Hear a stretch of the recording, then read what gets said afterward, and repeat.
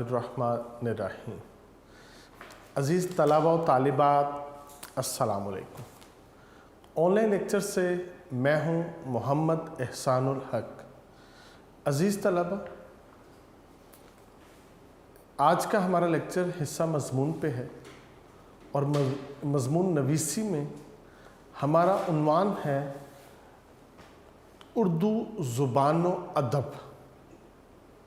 अज़ीज़ तलबा, मुल्क पाकिस्तान में रहते हुए हमारे लिए जो उर्दू ज़ुबान की अहमियत है ये मुसल्लम है, क्योंकि दुनिया की उन कौमों ने अपने तमाम शोबाजात में तरक्कियाँ की हैं जिन्होंने अपनी कौमी ज़ुबान को अहमियत दी है और अपने उस शोबे की हर चीज़ को अपनी कौमी ज़ुबान में उन्होंने कन्वर्ट कर लिया है।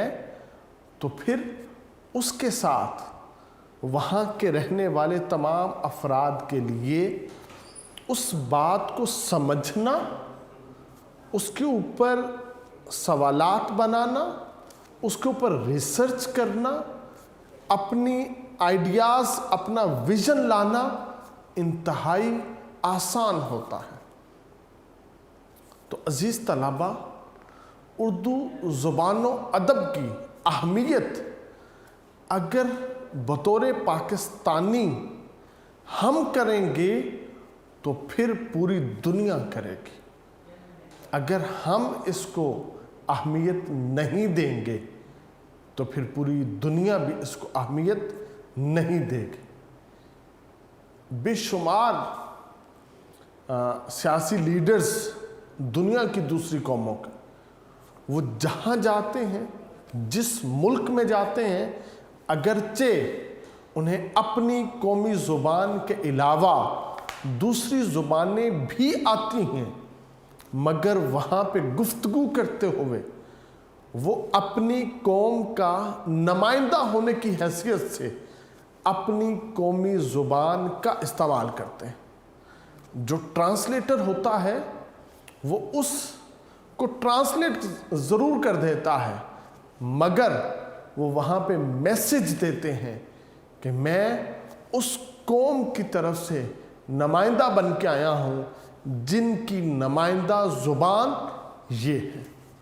तो अज़ीज़ तलबा, इसलिए ये जो उर्दू ज़ुबान व अदब है हमारे लिए बहुत अहमियत की हामिल है।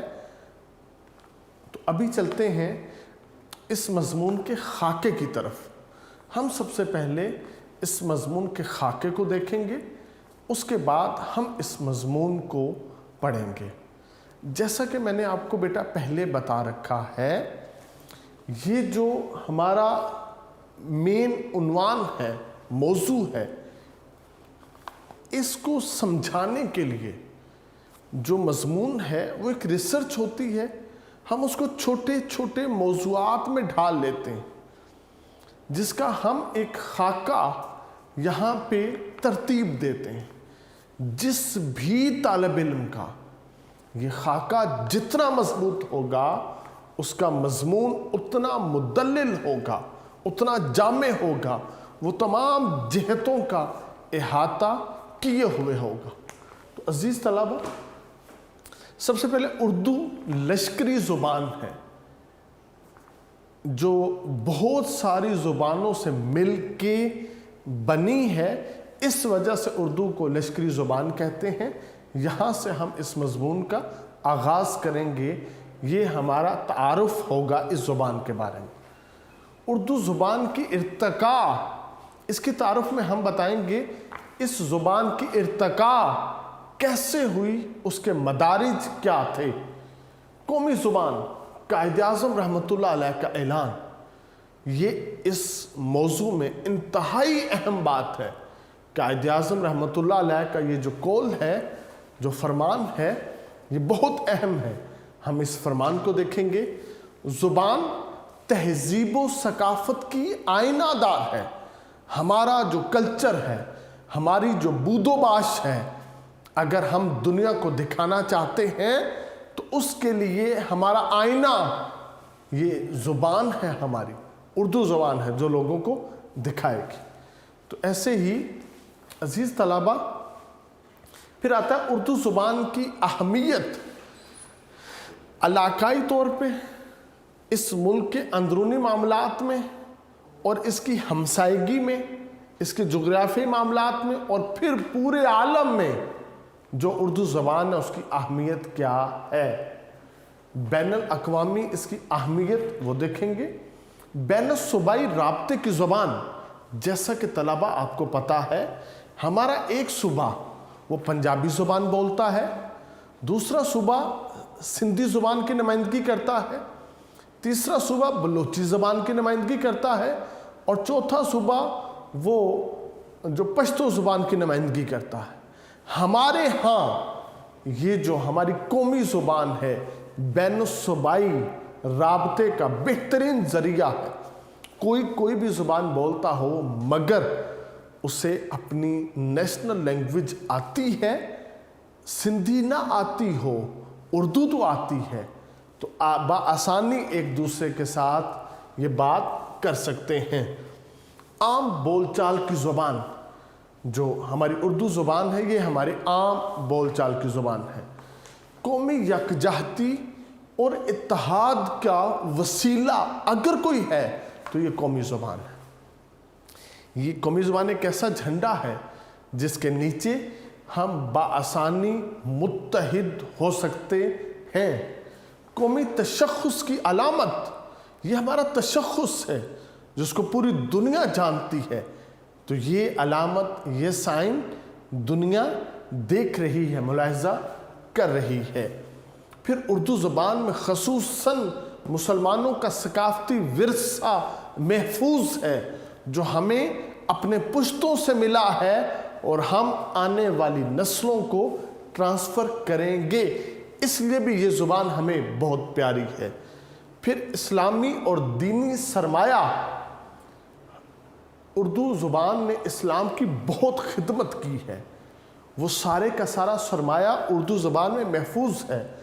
ہزارہا ہمارے پاس اسلامی کتب موجود ہیں، ہزارہا رائٹرز موجود ہیں جنہوں نے اسلام کو ٹرانسلیٹ کیا اردو میں، قرآن و حدیث کی تشریحات کی اردو میں، اور اسلام کی تبلیغ میں وہ ممد و معاون ثابت ہوئے ہیں۔ تو اسلام کی اگر ہیلپنگ لینگویج کوئی ہے تو وہ فارسی کے بعد اردو زبان ہے۔ اردو زبان کی خصوصیات کیا کیا ہے، یہ بہت اہم ہے، اس عنوان پہ ہم وہ خصوصیات ضرور ذکر کریں گے۔ پھر اردو زبان کے اندر جو وسعت پذیری وہ کیا ہے؟ کیا یہ چھوٹی زبان ہے؟ کیا یہ محدود زبان ہے؟ کیا اس نے تمام چیزوں کا، تمام شعبہ جات کا احاطہ کیا ہے کہ نہیں کیا؟ اس کے اندر وسعت کیسی ہے؟ دنیا کی سب سے وسیع و بلیغ زبان وہ عربی زبان ہے۔ اس کے بعد فصاحت و بلاغت میں اگر کسی زبان کا تذکرہ ہے وہ فارسی زبان کا ہے، اور تیسرے نمبر پہ پوری دنیا میں مضبوط فصاحت و بلاغت کے حوالے سے اگر کوئی زبان ہے تو وہ اردو زبان ہے۔ مؤثر ذریعہ تعلیم ہمارے لیے، پاکستانیوں کے لیے سب سے بہترین ذریعہ تعلیم اردو ہے۔ ہمارے بے شمار پروفیسرز وہ جو چیز بھی پڑھاتے ہیں، وہ جس لینگویج میں بھی ہیں، اپنے طلباء کو سمجھانے کے لیے، اس بات کو آسان کرنے کے لیے وہ اردو زبان ہی کا سہارا لیتے ہیں، پھر ہمارے طلباء کو وہ بات سمجھ آتی ہے۔ اردو زبان وسیع ذخیرہ الفاظ اپنے پاس رکھتی ہے، اس کے پاس بے شمار الفاظ ہیں جن کی کمی نہیں ہے۔ حصول علم و فن میں سہولت، آپ کو علم سیکھ رہے ہوں چاہے کوئی فن سیکھ رہے ہوں، اس میں آپ کو اگر سہولت چاہیے، آسانی چاہیے، تو اردو زبان آپ کے ساتھ مدد کرے گی۔ جذبہ حب الوطنی کو فروغ، اگر وطن کے ساتھ محبت یہ اسلام کا بنیادی جز ہے تو ہمیں ہمارے وطن سے محبت ہماری اردو زبان سکھاتی ہے۔ ملکی و قومی ترقی میں معاون، اس نے قومی ترقی میں بہت مدد کی ہے، اس لیے یہ ہماری قومی زبان ہے۔ اردو زبان کے ترقی کے ذرائع وہ کون کون سے ذرائع ہیں جنہوں نے اس زبان کو ترقی دی ہے اور رہتی دنیا تک کے لیے، تا قیامت کے لیے اس زبان کو زندہ کیا ہے؟ ہم وہ سارے ذرائع یہاں پہ ڈسکس کریں گے، اور اسی کے ساتھ اردو زبان کے ادبی شاہپارے وہ کون کون سے ایسے شاہپارے ہیں جو پبلش ہوئے اور انہوں نے اردو زبان کو جو مضبوط کیا، ہم وہ شاہپارے جو نا وہ ذکر کریں گے۔ نتیجہ سخن، آخر میں ہم ایک نتیجہ نکالیں گے کہ کیا واقعتاً جو اردو زبان ہے یہ پاکستانی کی ہر فرد کی نمائندگی کرتی ہے کہ نہیں کرتی۔ اس کی جو زبان و ادب کے اندر وہ ساری چاشنی، وہ ساری لطافت موجود ہے۔ تو عزیز طلبہ، یہ تھا اس مضمون کا ہمارا خاکہ۔ تو ابھی چلتے ہیں ہم اپنے مضمون کی طرف۔ تمام طلبہ سے میری یہ درخواست ہے، آپ اپنے یونیک نوٹس اوپن کریں اور ہم شروع کرتے ہیں آج کا لیکچر۔ عزیز طلبہ، زبان اللہ تعالیٰ کی دی ہوئی ایک بہت بڑی نعمت ہے۔ یہ قدرت کا وہ تحفہ ہے جس کی کوئی مثال یا نظیر پیش نہیں کی جا سکتی۔ بلند و بالا آسمان ہو یا سورج، چاند ہو یا تارے، اونچے اونچے پہاڑ ہوں یا ٹھاٹھیں مارتا ہوا یہ سمندر، ہر کوئی اپنی کہانی، اپنی زبانی سنانے کے مزے سے محروم ہے۔ جانور اور پرندوں کے پاس بظاہر زبان تو ہوتی ہے، مگر وہ انسانوں کی طرح قوت گویائی سے محروم نظر آتے ہیں۔ زبان انسان کے لیے بہت اہمیت اور افادیت کی حامل ہے۔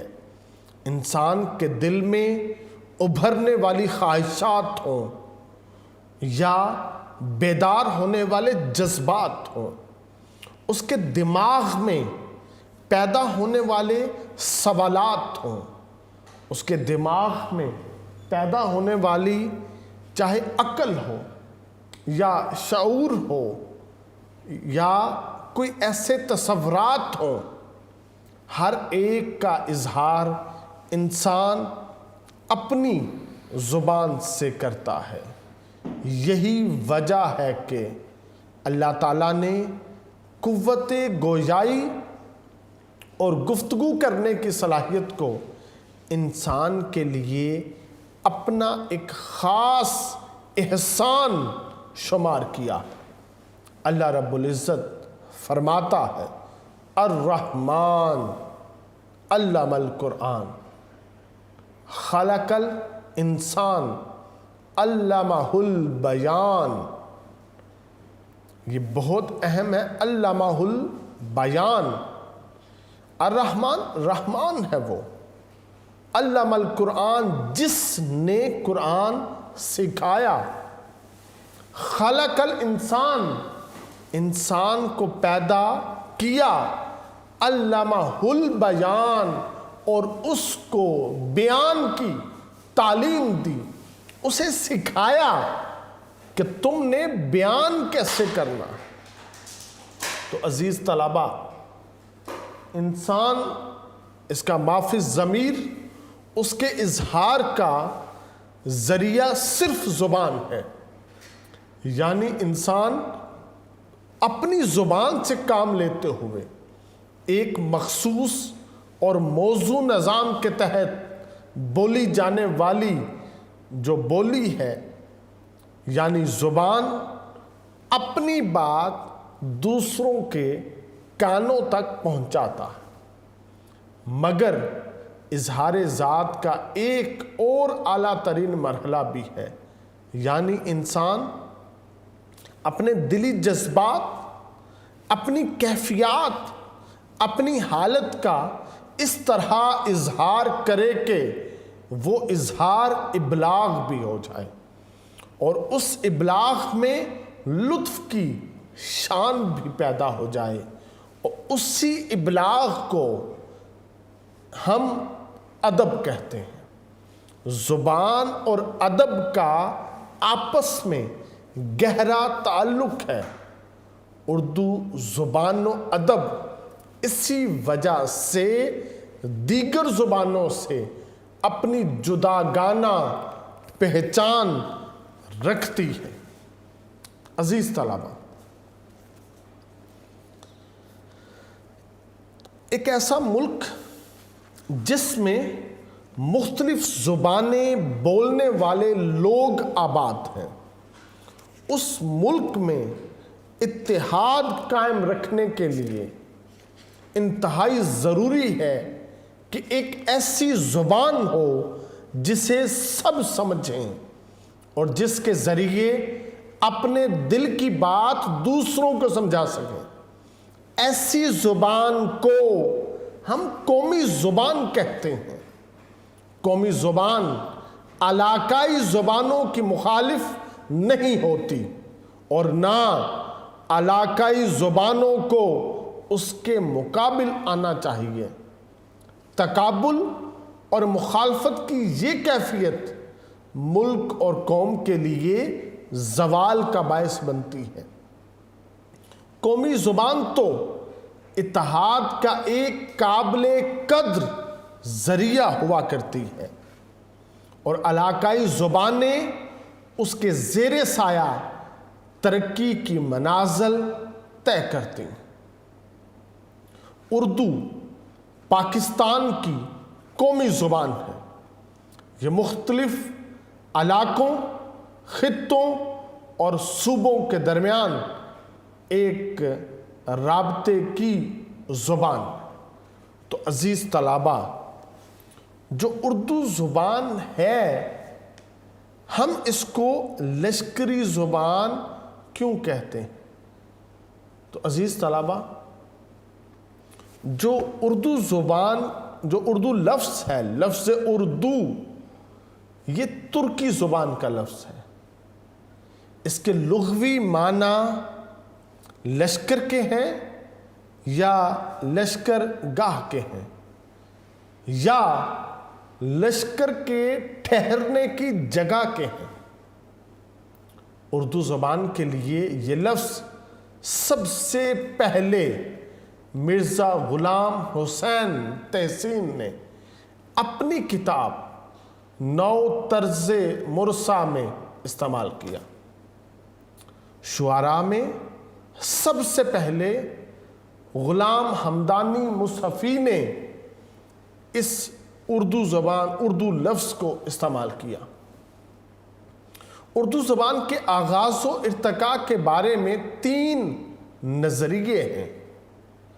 پہلا نظریہ حافظ محمود شیرانی نے اپنی کتاب پنجاب میں اردو میں پیش کیا۔ اس میں انہوں نے موقف پیش کیا کہ اردو زبان پنجابی زبان کی ترقی یافتہ صورت ہے، اور اپنے موقف کی حمایت میں 28 مختلف علمی و تحقیقی دلیلیں پیش کی۔ دوسرا تصور ڈاکٹر مسعود حسن خان نے پیش کیا۔ کتاب کا نام اردو زبان کا مقدمہ ہے۔ ڈاکٹر مسعود حسن خان نے یہ موقف اختیار کیا کہ اردو زبان دراصل کھڑی بولی اور برج بھاشا کی ترقی یافتہ صورت ہے جو دہلی کے گرد و نواح میں بولی جاتی ہے۔ اس تصور کے ابتدائی نقوش مولانا محمد حسین آزاد کے یہاں ملتے ہیں۔ عزیز طلبہ، تیسرا نظریہ ڈاکٹر سہیل بخاری نے پیش کیا۔ ان کی کتاب کا نام اردو کی داستان ہے۔ انہوں نے پہلے نظریے کی 28 دلیلوں کو ایک ایک کر کے رد کیا۔ ان کا موقف ہے کہ اردو زبان دراصل دراوڑی زبان کی ترقی یافتہ شکل ہے۔ ان تینوں تصورات میں جزوی سچائی موجود ہے۔ عزیز طلبہ، اردو زبان کے آغاز و ارتقاء کے 3 نظریے ہیں، جیسا کہ ہم نے پڑھا۔ پہلا نظریہ حافظ محمود شیرانی کا ہے۔ دوسرا نظریہ ڈاکٹر مسعود حسن خان کا ہے۔ تیسرا نظریہ ڈاکٹر سہیل بخاری کا ہے۔ ڈاکٹر سہیل بخاری نے پہلا نظریہ حافظ محمود شیرانی کی 28 علمی و تحقیقی دلیلوں کا انہوں نے رد کیا ہے، اور یہ کہا ہے کہ یہ دراوڑی زبان کی ترقی یافتہ شکل ہے۔ یہ 3 نظریے اردو زبان کی آغاز و ارتقاء کے بارے میں ہیں۔ تو عزیز طلبہ، اردو قواعد، صرف و نحو کے اصول اور اردو کے ذخیرہ الفاظ کو دیکھتے ہوئے ہمیں یہ احساس ہوتا ہے کہ اردو زبان کے لیے بنیادی ذخیرہ الفاظ پنجابی زبان نے مہیا کیا، جبکہ قواعد اور اس کے جملوں کی ساخت کھڑی بولی اور برج بھاشا وغیرہ سے حاصل ہے۔ تو عزیز طلبہ، اردو زبان میں لکھی جانے والی نثر کی پہلی کتاب ملا وجہی کی سب رس ہے۔ پہلی کتاب اردو زبان میں حصہ نثر پہ لکھی ہوئی، اس کتاب کا نام سب رس ہے۔ ملا وجہی نے اس کتاب میں تمثیلی انداز اختیار کیا، حسن، عشق اور عقل کو مجسم صورت میں دکھایا ہے، جبکہ اردو شاعری کی پہلی کتاب اس کا نام کربل کتھا ہے، اور اس کتاب کا جو رائٹر ہے، مصنف ہے، وہ فضلی ہے، اور یہ بہت بڑے شاعر ہیں۔ کربل کتھا اردو شاعری کی پہلی کتاب۔ اردو شاعری کا پہلا دیوان کلی کتب شاہ ہے، یہ پہلا دیوان اس کا چھپا۔ آغاز میں صوفیہ کرام نے اپنے ملفوظات اردو میں پیش کیے۔ جنوبی ہند میں مثنوی کو زیادہ رواج حاصل ہوا، لیکن اس کے ساتھ ساتھ غزل بھی لکھی جاتی رہی۔ غزل کا سب سے اہم شاعر ولی دکنی ہے۔ ولی دکنی کا یہ شعر باعث رسوائی عالم ولی، باعث رسوائی عالم ولی، مفلسی ہے، مفلسی ہے، مفلسی ہے۔ تو عزیز طلبہ، اورنگزیب عالمگیر کے انتقال کے بعد اردو شعر و ادب کی محفل جنوبی ہند کی بجائے شمالی ہند میں جمنے لگی۔ جب تک اورنگزیب عالمگیر زندہ تھا تو جنوبی ہند میں اردو شعر و ادب کی محفلیں سجتی۔ اورنگزیب عالمگیر کے وفات کے بعد شمالی ہند میں اردو شعر و ادب کی محفلیں سجنے لگی۔ آغاز میں इहाम गो शुआरा आए, लेकिन जल्द ही इहाम गोई की जगह हकीकत नगारी ने ले ली, और शेर व अदब के उफक पर वो नाम तलू हुए कि ये दौर उर्दू शायरी का सुनहरी दौर कहलाया।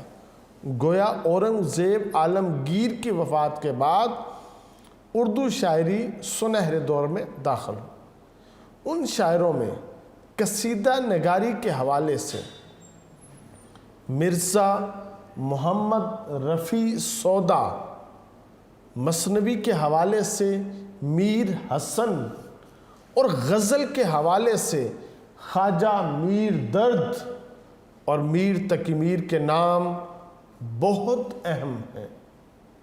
दर्द दिल के वास्ते पैदा किया इंसान को, दर्द दिल के वास्ते पैदा किया इंसान को, वरना तात के लिए कुछ कम न थे करो बयां। अजीज तलबा, बरसगीर की सियासी व इंतज़ामी हालत उन दिनों बड़ी अबतर थी। बैरूनी हमला आवरों, मुकामी अकवाम की बगावतों और तख्त नशीनी की लड़ाइयों की वजह से दिल्ली तबाही व बर्बादी का शिकार हुआ। चुनांचे शुआरा दिल्ली से हिजरत करके लखनऊ और फैज़ाबाद आना शुरू हो गए। लखनऊ में उर्दू ज़ुबान की नोक पलक संवारने की तरफ ज़्यादा तवज्जो दी गई। लफ्ज़ों के इस्तेमाल के लिए नासिख ने कुछ कवायद मुकर्रर किए, जिनको नासिख के शागिर्दों ने ज़्यादा फ़रोग़ दिया।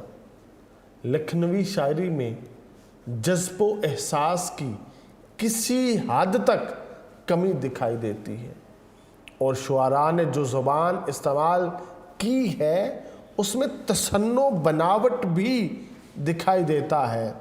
इसके बावजूद आतिशो नासिख ने उर्दू गज़ल को एक नया लहजा और बांकपन अता किया। उठ गई हैं सामने से कैसी कैसी सूरतें, उठ गई हैं सामने से कैसी कैसी सूरतें, रोइए किसके लिए, किस किस का मातम कीजिए।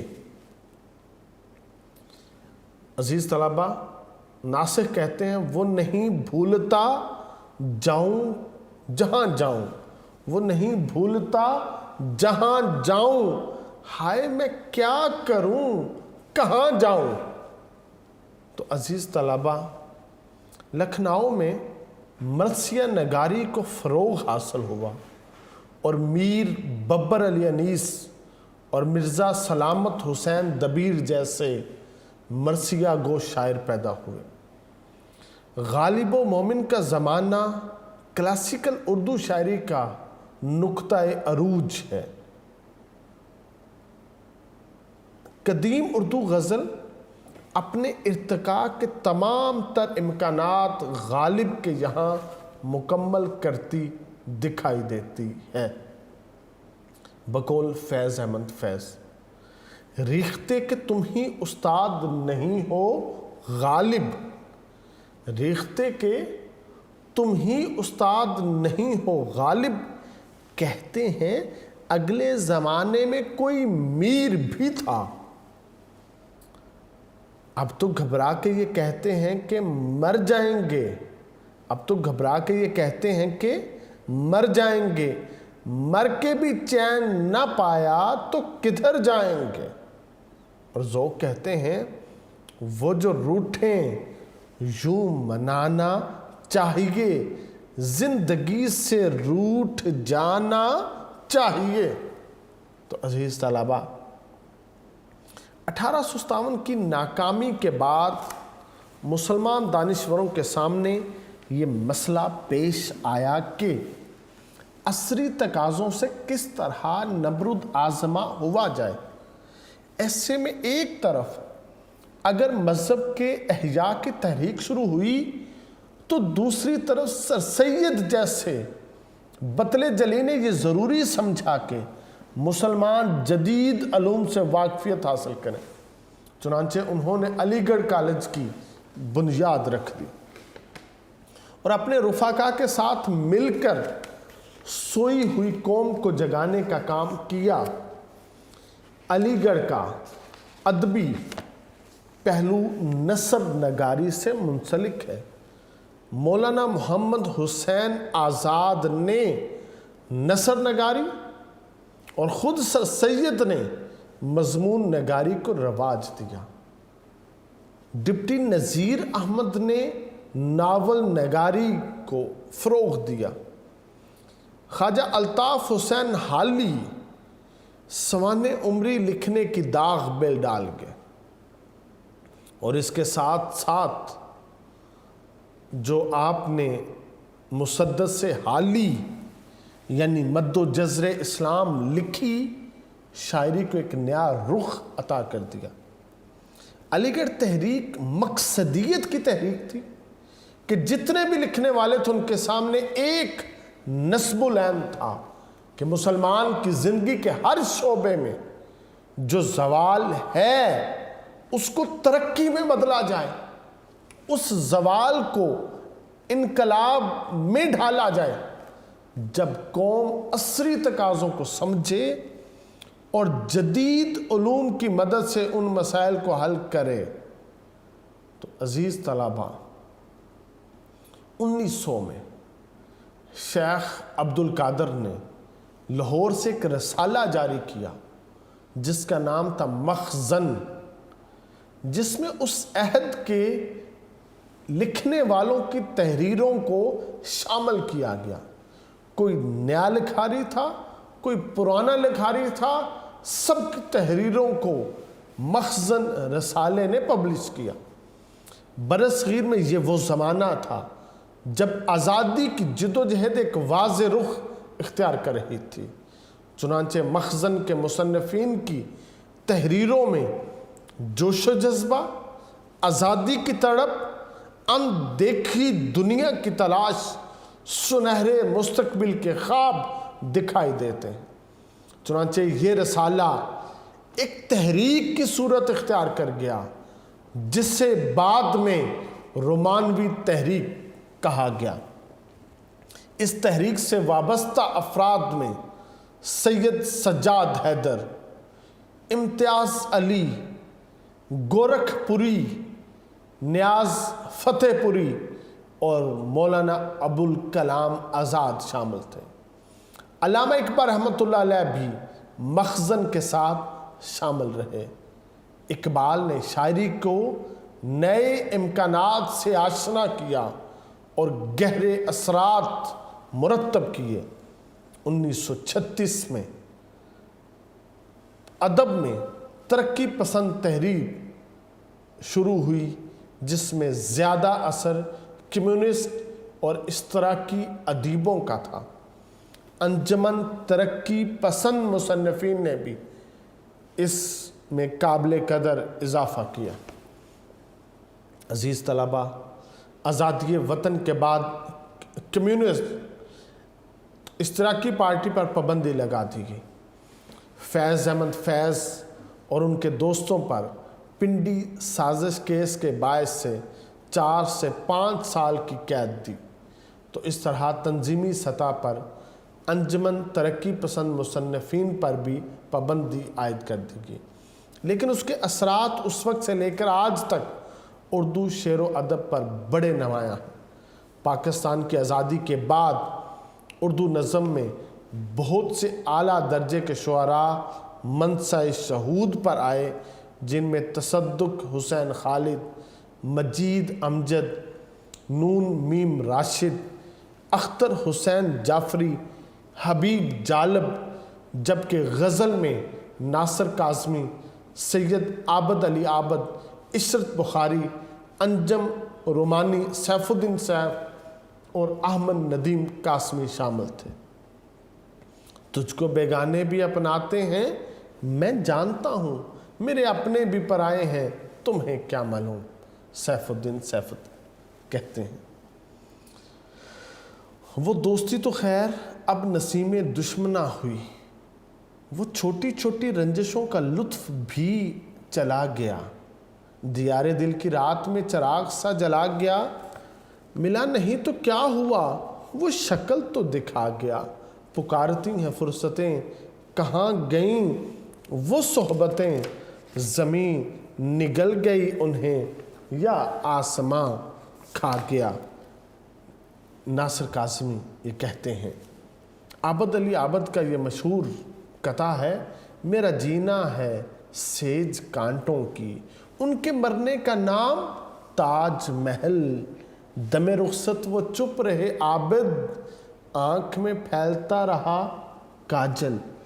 تو عزیز طلبہ، یہ جو اردو کی تاریخ جو تحریک چلی اور یہ یہاں تک، تو عزیز طلبہ قائد اعظم رحمۃ اللہ علیہ قومی زبان کے اوپر آپ کا ایک بڑا واشگاف اعلان ہے۔ آپ نے فرمایا ایک مشترکہ سرکاری زبان کے بغیر کوئی قوم باہم متحد نہیں ہو سکتی اور نہ کوئی کام کر سکتی ہے، جہاں تک پاکستان کی سرکاری زبان کا تعلق ہے وہ اردو ہی ہوگی۔ تو عزیز طلبہ، 24 مارچ 1948 کو قائد اعظم نے فرمایا اگر آپ پاکستان کے مختلف حصوں کو باہم متحد ہو کر ترقی کی راہوں پر گامزن کرنا چاہتے ہیں تو اس کی سرکاری زبان ایک ہو سکتی ہے، اور میری رائے میں وہ زبان اردو ہے۔ تو عزیز طلبہ، قائد اعظم کا واضح اعلان ہے کہ ملک پاکستان کی ترقی اردو زبان میں مضمر ہے۔ عزیز طلبہ، اردو زبان و ادب کے اوپر یہ ہمارا پہلا لیکچر تھا۔ دوسرے لیکچر میں ہم اردو زبان و ادب کے اوپر جو باقی ہمارے مضمون کی چیزیں ہیں ہم ان کو مکمل کریں گے۔ عزیز طلبہ، یہ بہت اہم مضمون ہے، اسے محنت سے یاد کیجئے گا۔ اللہ رب العزت آپ کو اردو زبان کا فیض نصیب فرمائے، آپ کو علم نافع عطا فرمائے۔ والسلام۔